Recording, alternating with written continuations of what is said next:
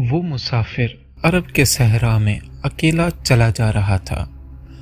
8 ہجری کے زمانے میں عرب کا وہ علاقہ جہاں مکہ اور مدینہ واقع ہیں بڑا ہی خوفناک صحرا ہوا کرتا تھا، جلتا اور انسانوں کو جھلساتا ہوا ریگزار۔ ایک تو صحرا کی اپنی صعوبتیں تھیں، دوسرا خطرہ راہزنوں کا تھا۔ مسافر قافلوں کی صورت میں سفر کیا کرتے تھے، لیکن یہ مسافر اکیلا چلا جا رہا تھا۔ وہ اعلیٰ نسل کے جنگی گھوڑے پر سوار تھا۔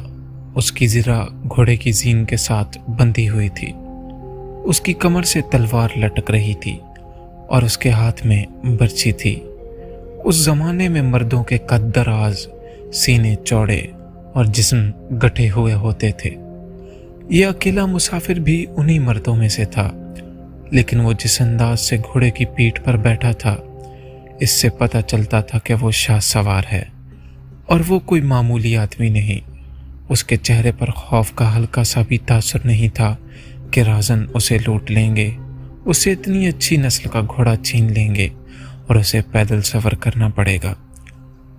لیکن اس کے چہرے پر جو تاثر تھا وہ قدرتی نہیں تھا۔ وہ کچھ سوچ رہا تھا، یادوں سے دل بہلا رہا تھا یا کچھ یادوں کو ذہن میں دفن کرنے کی کوشش کر رہا تھا۔ آگے ایک گھاٹی آ گئی، گھوڑا چڑھتا چلا گیا۔ خاصی بلندی پر جا کر زمین ہموار ہوئی۔ سوار نے گھوڑا روک کر اسے گھمایا اور رکابوں پر کھڑے ہو کر پیچھے دیکھا۔ اسے مکہ نظر نہ آیا، مکہ افق کے نیچے چلا گیا تھا۔ ابو سلیمان، اسے جیسے آواز سنائی دی ہو، اب پیچھے نہ دیکھو، مکہ کو ذہن سے اتار دو، تم مرد میدان ہو، اپنے آپ کو 2 حصوں میں نہ کٹنے دو، اپنے فیصلے پر قائم رہو، تمہاری منزل مدینہ ہے۔ اس نے مکہ کی سمت سے نگاہیں ہٹا لیں، گھوڑے کا رخ مدینے کی طرف کیا اور باغ کو ہلکا سا جھٹکا دیا۔ گھوڑا اپنے سوار کے اشارے سمجھتا تھا، جچی تلی چال چل پڑا۔ سوار کی عمر 43 برس تھی، لیکن وہ اپنی عمر سے جوان لگتا تھا۔ سلیمان اس کے بیٹے کا نام تھا، اس کے باپ کا نام الولید تھا، لیکن سوار نے خالد بن الولید کی بجائے ابو سلیمان کہلانا زیادہ پسند کیا تھا۔ اسے معلوم نہ تھا کہ تاریخ اسے خالد بن ولید رضی اللہ عنہ کے نام سے یاد رکھے گی اور یہ نام اسلام کی عسکری روایات اور جذبے کا دوسرا نام بن جائے گا۔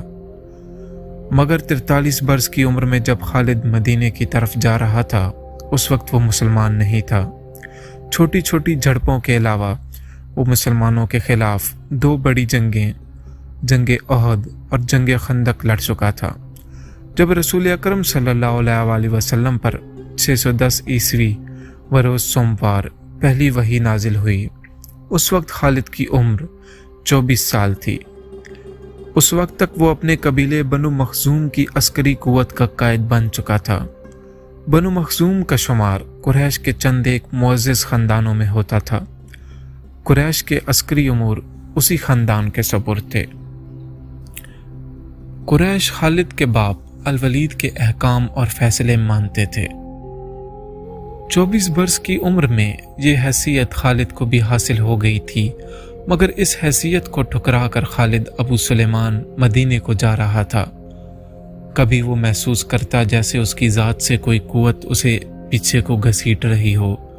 جب وہ اس قوت کے اثر کو محسوس کرتا تو اس کی گردن پیچھے کو مڑ جاتی، لیکن اس کی اپنی ذات سے ایک آواز اٹھتی، آگے دیکھ خالد، تو ولید کا بیٹا تو ہے لیکن وہ مر گیا ہے، اب تو سلیمان کا باپ ہے، وہ زندہ ہے۔ اس کے ذہن میں 2 نام اٹک گئے، محمد رسول اللہ صلی اللہ علیہ وسلم جو ایک نیا دین لائے تھے، اور الولید جو خالد کا باپ اور محمد اور آپ کے نئے دین کا بڑا دشمن تھا۔ باپ یہ دشمنی ورثے کے طور پر خالد کے حوالے کر کے دنیا سے اٹھ گیا تھا۔ خالد کے گھوڑے نے پانی کی مشک پر اپنے آپ ہی رخ بدل لیا تھا۔ خالد نے ادھر دیکھا، اسے گول دائرے میں کھجوروں کے درخت اور صحرا کے جھاڑی نما درخت نظر آئے۔ گھوڑا ادھر ہی جا رہا تھا۔ नखलिस्तान में दाखिल होकर खालिद घोड़े से कूद गया। अमामा उतार कर वो पानी के किनारे दुजानू हो गया। उसने पानी चुल्लू भर भर कर अपने सर पर डाला और 2-4 छींटे मुंह पर फेंके। उसका घोड़ा पानी पी रहा था। खालिद ने उसे चश्मे से पानी पिया। खालिद ने उस चश्मे से पानी पिया जो सिर्फ इंसानों के इस्तेमाल के लिए था। ये छोटा सा एक जंगल था।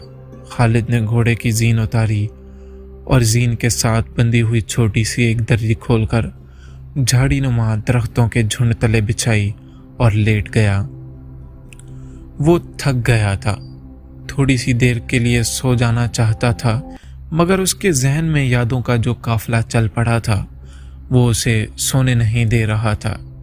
उसे 7 साल पहले का एक दिन याद आया जब उसके अजीज़ों ने मोहम्मद सल्लल्लाहु अलैहि वसल्लम को कत्ल करने का मंसूबा बनाया था। उस मंसूबे में खालिद का बाप अल-वलीद पेश था। वो सितंबर 622 ईस्वी की एक रात थी। कुरैश ने रसूल खुदा सल्लल्लाहु अलैहि वसल्लम को सोते में कत्ल करने के लिए ऐसे आदमी चुने थे जो इंसानों के रूप में वहशी और दरिंदे थे।